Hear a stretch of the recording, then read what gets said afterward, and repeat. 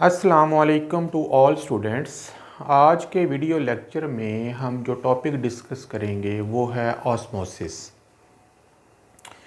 Osmosis का जो लफ्ज़ी मतलब है वो होता है पुश करना।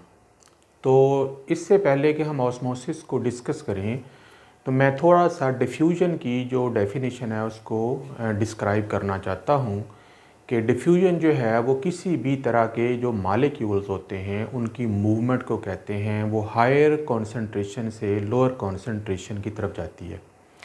ये भी एक तरह की डिफ्यूजन ही है, लेकिन हम इसमें ख़ास तौर पर सॉल्वेंट के मॉलिक्यूल्स यानी वाटर, जो कि आमतौर पर यूनिवर्सल सॉल्वेंट है, वाटर के मॉलिक्यूल्स की मूवमेंट होती है from higher concentration to lower concentration. लेकिन उसमें एक शर्त ये है कि यहाँ पर एक सेमी परमिएबल मेम्ब्रेन का इस्तेमाल होगा, उसके आर पार ये मूवमेंट होगी। तो सबसे पहले हम ऑस्मोसिस की डेफिनेशन को देखेंगे, फिर उसकी एक्सप्लेनेशन की तरफ आते हैं। तो जब हम ऑस्मोसिस की डेफिनेशन को देखते हैं, the flow of solvent, usually हम वाटर लेते हैं लेकिन ये कोई और सॉल्वेंट भी हो सकता है, through a semi permeable membrane. Semi permeable membrane जो है वो कोई भी plasma membrane, cell membrane, animal cell की हो या प्लांट सेल की हो, उसे आमतौर पर सेमी परमिएबल मेम्ब्रेन कहा जाता है। From dilute solution, dilute solution वो होता है जिसमें सोल्यूट्स की मिकदार निस्बतन कम होती है। वाटर के मॉलिक्यूल या सॉल्वेंट के मॉलिक्यूल जो हैं वो मूव करेंगे डाइल्यूट सोल्यूशन से कॉन्सेंट्रेटेड सोल्यूशन की तरफ, यानी ऐसे सोल्यूशन की तरफ जहाँ पर सोल्यूट की मिकदार ज़्यादा है। इसको हम एक और तरीके से भी डिफ़ाइन कर सकते हैं कि movement of solvent, movement of molecules of water through a semi permeable membrane from a higher water potential. Higher water potential आमतौर पर डाइल्यूट सोल्यूशन का होता है या प्योर वाटर का होता है। From higher water potential to lower water potential, और लोअर वाटर पोटेंशियल आमतौर पर सोल्यूशंस जो कि कॉन्सेंट्रेटेड सोल्यूशन होते हैं उनकी तरफ होता है। तो सबसे पहले हम ये देखना चाहते हैं कि सेमी परमिएबल मेम्ब्रेन क्या होती है, फिर उसकी तरफ आते हैं दोबारा ऑस्मोसिस की तरफ। सेमी परमिएबल मेम्ब्रेन जो है इसे पार्शियली परमिएबल भी कहा जाता है और डिफरेंशियली परमिएबल भी कहा जाता है।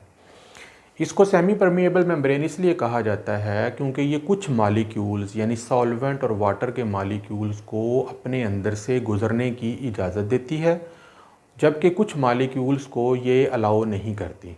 तो कौन से मॉलिक्यूल्स हैं जिनको ये अलाउ करती है और कौन से मॉलिक्यूल हैं जिनको ये अलाउ नहीं करती।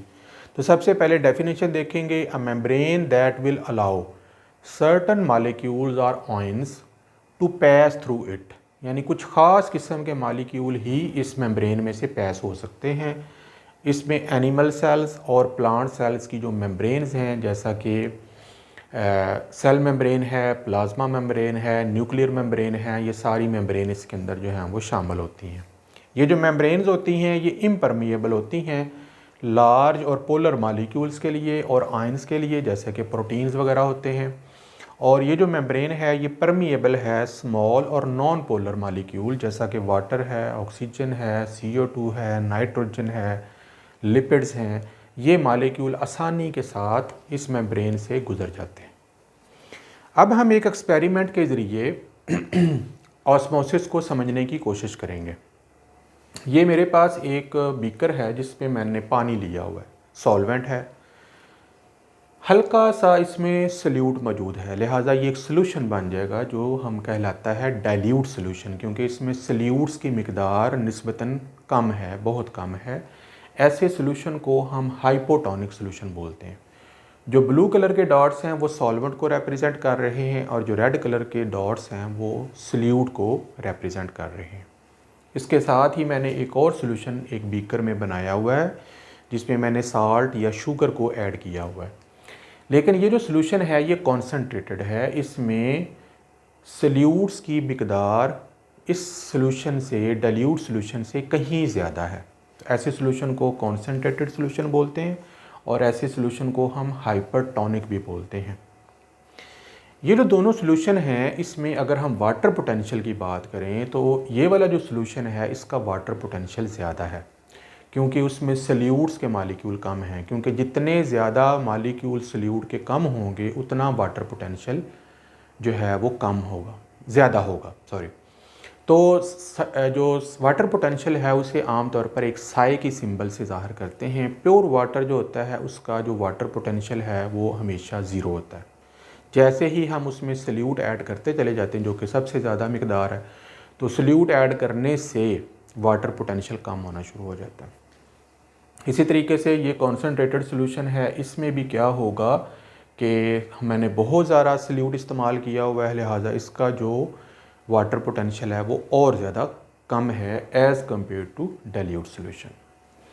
अब हम एक और एक्सपेरिमेंट में इन दोनों सॉल्यूशंस को इकट्ठा कर देते हैं और इनके दरमियान में जहाँ पर अगर आप देखें तो मैंने एक मेम्ब्रेन अटैच कर दी है जो कि सेमी परमिएबल मेम्ब्रेन है, डिफरेंशियली परमिएबल मेम्ब्रेन है, सेल मेम्ब्रेन है।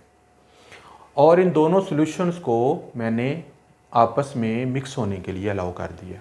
अब आप देखें तो ये जो सॉल्यूशन था डाइल्यूट सॉल्यूशन, जिसकी वाटर पोटेंशियल ज़्यादा है, वहाँ से वाटर के मॉलिक्यूल्स मूव करेंगे towards concentrated solution through semi permeable membrane.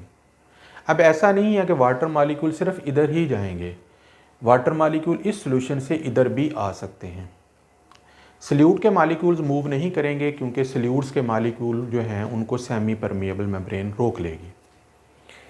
जैसे जब दोनों तरफ से वाटर के मॉलिक्यूल अक्रॉस मूव करते हैं, लेकिन ज़्यादातर जो मूवमेंट होती है वो डाइल्यूट सॉल्यूशन यानी हायर वाटर पोटेंशियल से सॉल्वेंट के मॉलिक्यूल्स की, वाटर के मॉलिक्यूल्स की कॉन्सनट्रेटेड सॉल्यूशन की तरफ होगी, यानी हाइपरटोनिक सॉल्यूशन की तरफ होगी जहाँ पर वाटर पोटेंशियल बहुत लो है। उसके नतीजे में हम देखेंगे कि इस सॉल्यूशन का जो वॉल्यूम है वो डिक्रीज़ हो रहा है और इस सॉल्यूशन का वॉल्यूम इंक्रीज़ हो रहा है।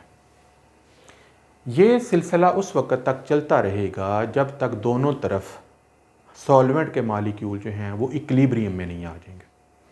जैसे ही इक्विलिब्रियम सेट हो जाएगा ऑस्मोसिस का प्रोसेस स्टॉप हो जाएगा। इस प्रोसेस को, ऑस्मोसिस को, हम एक और एक्सपेरिमेंट के ज़रिए समझने की कोशिश करते हैं।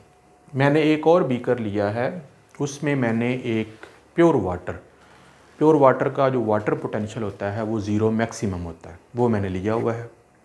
अब मैंने एक मुर्गी का अंडा लेकर उसको डाइल्यूट HCl में डाला। उससे क्या हुआ कि अंडे का जो शेल है, जो कि आमतौर पर कैल्शियम कार्बोनेट का बना है, वो उस एसिड में डिज़ोल्व हो गया है। अब बाकी उसके अंदर मेम्ब्रेन रह गई है जो कि सेमी परमिएबल मेम्ब्रेन के तौर पर काम करेगी। अब उस अंडे को, जिसका शेल मैंने रिमूव कर दिया है, इस वाटर में रख दूंगा। सिमिलरली मैं एक और भी कर लूँगा और उसमें मैंने एक हाईली कॉन्सेंट्रेटेड साल्ट या शुगर सॉल्यूशन मैंने तैयार किया है। उसके अंदर भी सेम मैं एक एग लेकर उसका शेल को रिमूव करूँगा और उस एग को भी उसके अंदर डाल दूँगा। थोड़ी देर के बाद जब मैं ऑब्ज़र्व करता हूँ तो क्या देखता हूँ कि वो अंडा जिसको मैंने प्योर वाटर में रखा था उसके अंदर एंडो ऑस्मोसिस हुई है, यानी पानी बाहर से हायर पोटेंशियल से लोअर पोटेंशियल की तरफ through semi permeable membrane move हुआ और वो जो अंडा है उसके साइज़ में इजाफा हो गया, यानी वो स्वेल कर गया। जबकि दूसरे बीकर में एक्स ऑस्मोसिस हुई है, यानी पानी बाहर निकला है। यहाँ पर वाटर पोटेंशियल ज़्यादा था, यहाँ पर कम था, तो पानी जो है अंडे से रिमूव हो गया, जिसके नतीजे में इस बीकर का जो एग है वो श्रिंक हो गया।